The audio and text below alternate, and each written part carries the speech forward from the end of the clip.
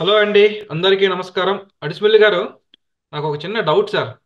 మొన్నటిదాకా జగన్మోహన్ రెడ్డి గారు చాలా మందికి టికెట్లు ఇవ్వరు, స్థానచలనం ఉంటుంది, కొత్త వాళ్ళు ఉంటారు, జాబితా తొందరగానే వచ్చేస్తుంది అని ఆల్మోస్ట్ ఒక కాన్ఫిడెంట్గా వైసీపీ వాళ్ళు చెప్పారు. వాళ్ళు చూస్తే మళ్ళీ జాబితా తెలుగుదేశం జనసేన ప్రకటించాక కానీ ప్రకటించము, లాస్ట్ మినిట్ లోనే ప్రకటిస్తాము అని చెప్తున్నారు. అంటే షర్మిల గారు కాంగ్రెస్ లో జాయిన్ అయిన తర్వాత మొత్తం అంతా పిచ్చి మారిపోయిందా? ఆ, వైసీపీ వాళ్ళకి ఎలా చూడాలి? అంటే భయం ఏమన్నా ఉందా? ఇప్పుడు షర్మిల వైసీపీ వైపు వెళ్తుంది కాబట్టి అసంతృప్తులందరూ కాంగ్రెస్ వైపు వెళ్తే వీరికి ఇబ్బంది ఉంటుందని ఏమన్నా భయం ఉందనుకోవాలా? మీకు షర్మిల కాంగ్రెస్ లో చేరటం వల్ల కాంగ్రెస్ కు మేలు జరుగుద్దో జరగదో తెలియదు కానీ వైసీపీకి మాత్రం చాలా విధ్వంసం జరుగుతుంది వైసీపీలో. అంటే కాంగ్రెస్ ని ఇప్పుడు లేపాలంటే చాలా కష్టం ఎవరన్నా. ఎందుకంటే అది చాలా అన్ని రకాలుగా దెబ్బైపోయి ఉంది. తెలంగాణలో పుంజుకుంది అంటే తెలంగాణ ఇచ్చారు కాబట్టి.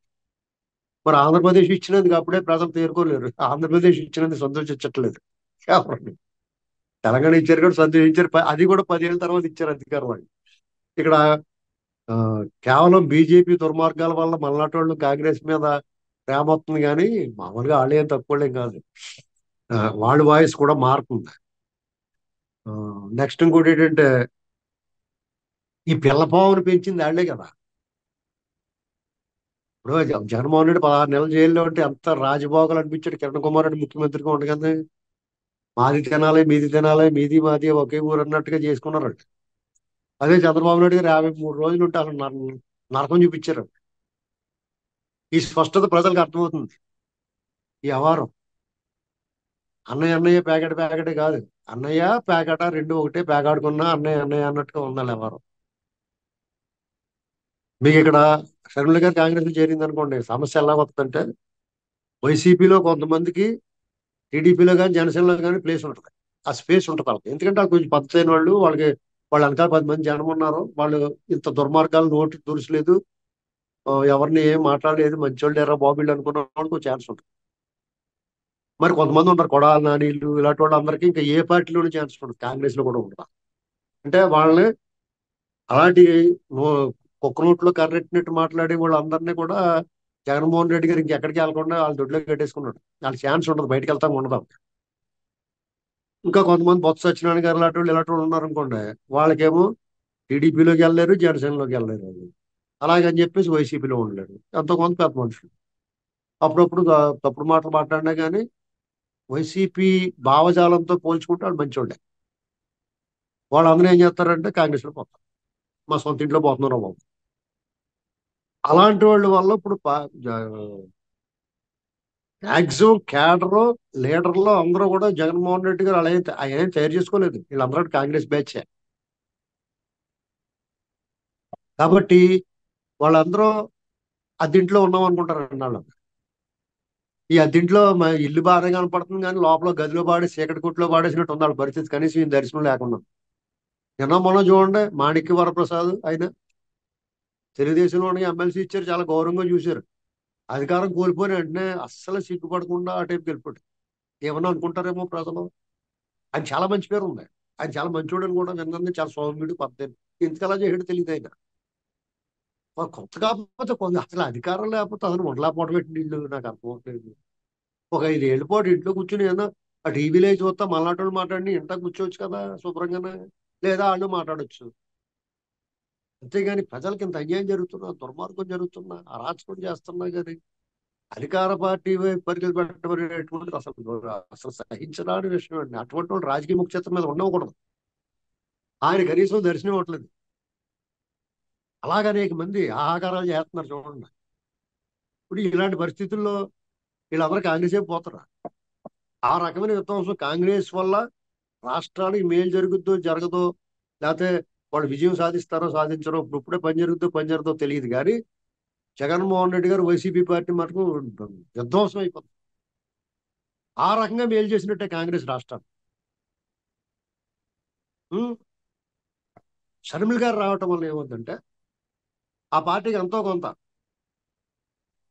కొంచెం ఊపు వస్తుంది డెఫినెట్ గా. ఎందుకంటే జగన్మోహన్ రెడ్డి గారికి వ్యతిరేకంగా వాళ్ళ కుటుంబం ఆసక్తి ఉంటుంది జనాలు.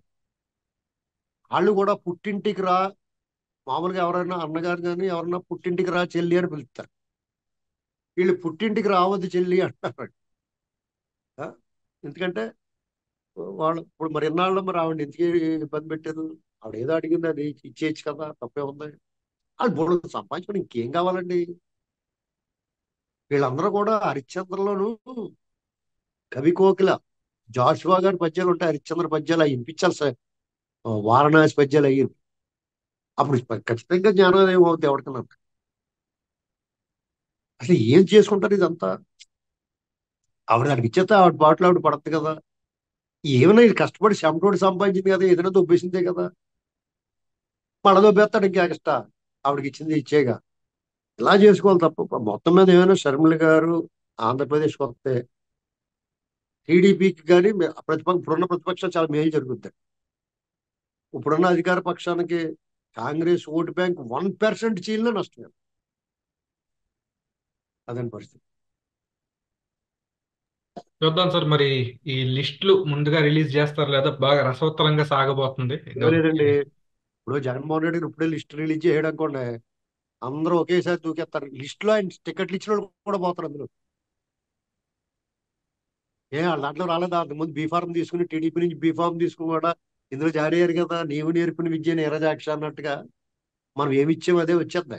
కర్మ అండి, కర్మ సిద్ధాంతం అంటారు దాన్ని. అందుకనే ఇలాంటి నువ్వు ఏదైతే ఎదటోళ్ళని హింస పెట్టావో నువ్వే అది ఫేస్ చేస్తావు, అదే విధి.